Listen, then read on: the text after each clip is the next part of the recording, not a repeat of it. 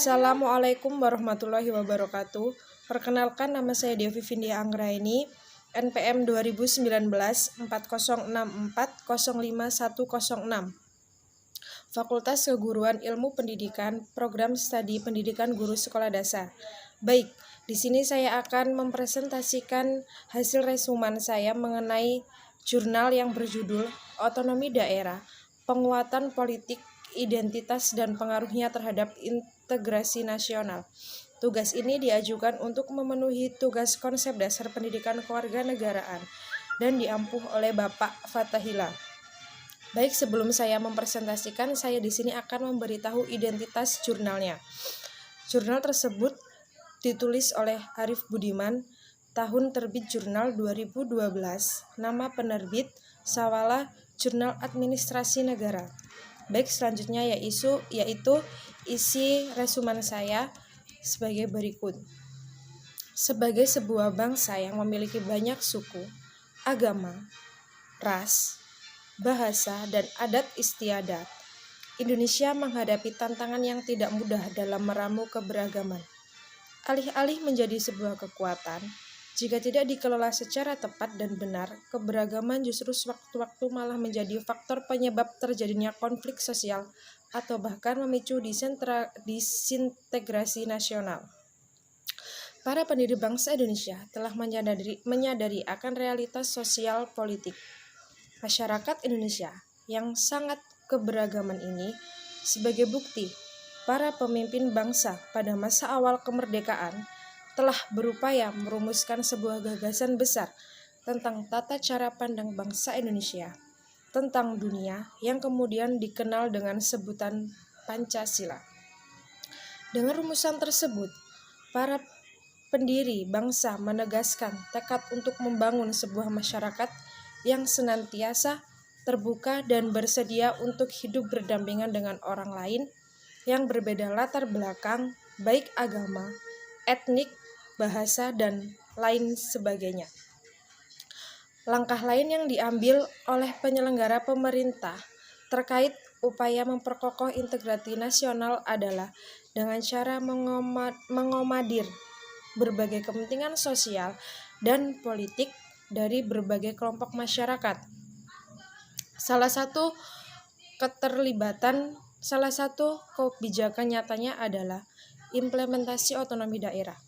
Melalui kebijakan tersebut diharapkan terjadi pemerataan akses dan kesempatan khususnya secara politik bagi setiap kelompok masyarakat yang hidup di Indonesia. Pemahaman yang kurang tepat mengenai penerapan otonomi daerah ini menggenjala hampir di seluruh daerah otonom di Indonesia, khususnya pada tingkat kabupaten atau kota. Sejarah Indonesia mencatat cukup banyak persoalan yang terkait dengan politik identitas. Konflik tersebut ada yang bersifat horizontal dan ada juga yang bersifat vertikal. Dari sisi horizontal, setidaknya ada 3 persoalan yang kerap terjadi di Indonesia, yakni konflik agama, konflik antar suku, dan konflik antar wilayah. Sejatinya, politik identitas merupakan sebuah keniscayaan sepanjang tidak merusak sendi-sendi kehidupan berbangsa dan mengancam integrasi nasional, keberadaan sebuah bangsa. Politik identitas adalah keniscayaan dalam sebuah bangsa yang majemuk. Penguatan politik identitas dapat bermakna positif ataupun sebaliknya, yaitu bermakna negatif atau bahkan destruktif terhadap bangunan integrasi nasional. Untuk membuatnya positif, maka diperlukan kesediaan dari tiap-tiap kelompok masyarakat untuk memahami kelompok lain, sehingga tercipta interaksi yang konstruktif. Selain itu, pemerintah juga mesti menghindari kebijakan yang bersifat menghadirkan marginalisasi terhadap kelompok-kelompok tertentu, yang pada tahapannya berikutnya dapat memicu pemberontakan akibat perlakuan yang tidak adil. Berikutnya yaitu perlu adanya upaya untuk mengembangkan common domain sebagai sarana menciptakan kebersamaan di antara warga negara. Dengan begitu, integrasi nasional dapat tetap dipertahankan.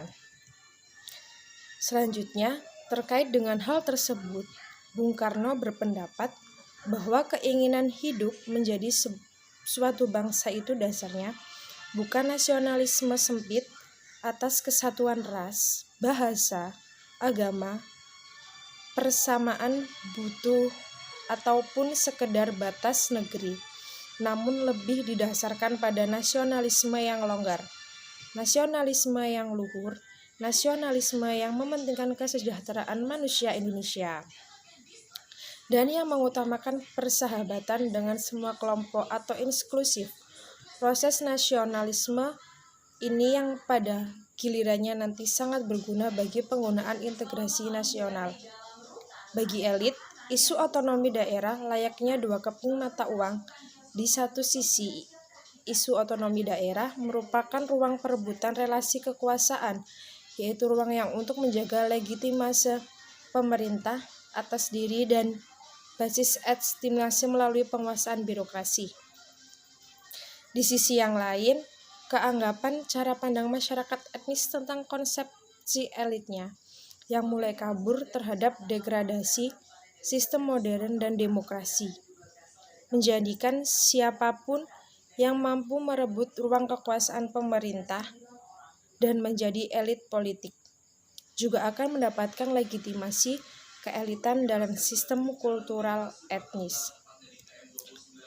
Dan sedangkan secara teoris, Lawrence Prescott dalam tulisannya Local Autonomy, Local Democracy, and the New Localism, sebagaimana dikutip Sulistiono, mengemukakan otonomi daerah dapat diinterpretasi dalam 3 dimensi, yaitu freedom from, freedom to, dan perfleksian atau kebangkitan. Identitas lokal, interpretasi pertama menekankan pentingnya dimensi kewenangan yang memiliki daerah atau diskresi yang dimaknai bebas dari campur tangan pemerintah pusat. Kewenangan ini harus dijamin melalui penetapan ketentuan formal. Semakin besar kewenangan yang dimiliki daerah, berarti semakin besar pula otonominya. Tentu, interpretasi ini bisa menjadi sensitif, terutama bila dikaitkan dengan konsep kedaulatan negara dan kebutuhan menjaga keutuhan wilayah karena dengan penekanan pada freedom from, seakan-akan setiap daerah ingin berdaulat sendiri-sendiri. Selanjutnya yaitu Budiman Sudijatmoko mengatakan bahwa kehadiran politik identitas pada masa kini merupakan antitesis dari kekuatan politik yang sentralistis dan hegemonik selama Orde Baru berkuasa. Kemunculan politik identitas secara masih direpresentasikan dengan munculnya beberapa kekuatan politik yang mengusung simbol dan ideologi Islam. Politik identitas merupakan sebuah keniscayaan sepanjang tidak merusak sendi-sendi kehidupan berbangsa dan mengancam integrasi nasional. Keberadaan sebuah bangsa sebagaimana dikemukakan oleh Ernest Renan dalam Prasadyo 2001-190 hanya mungkin terjadi bila ia memiliki suatu nyawa, suatu asas akal yang tumbuh dalam jiwa rakyat. Sebelumnya, yang menjadi satu nyawa asal yang tumbuh dalam jiwa rakyat, sebelumnya yang menjadi suatu kesatuan riwayat, dan sekarang memiliki kemauan, keinginan hidup menjadi satu. Selanjutnya yaitu Mulia mengatakan bahwa politik identitas yang dibangun dan bermunculan di banyak wilayah Indonesia memperlihatkan kecenderungan dua pola, yaitu positif dan negatif, atau bahkan destruktif. Untuk pola yang kedua tampak pada kelompok-kelompok Islam yang mengukuhkan identitasnya dengan menafikan, menyingkirkan, dan memberantas. Dan selanjutnya yaitu menurut logika seperti ini dikembangkan berdasarkan apa yang disebut Jacques Derrida sebagai prinsip oposisi Biner atau Michel Foucault sebagai logika strategis, seperti modern tradisional, superior interior, mayoritas minoritas, barat timur, Islam sesat, dan lain sebagainya. Penguatan integritas nasional menurut Prasajo dapat dilakukan dengan berbagai cara.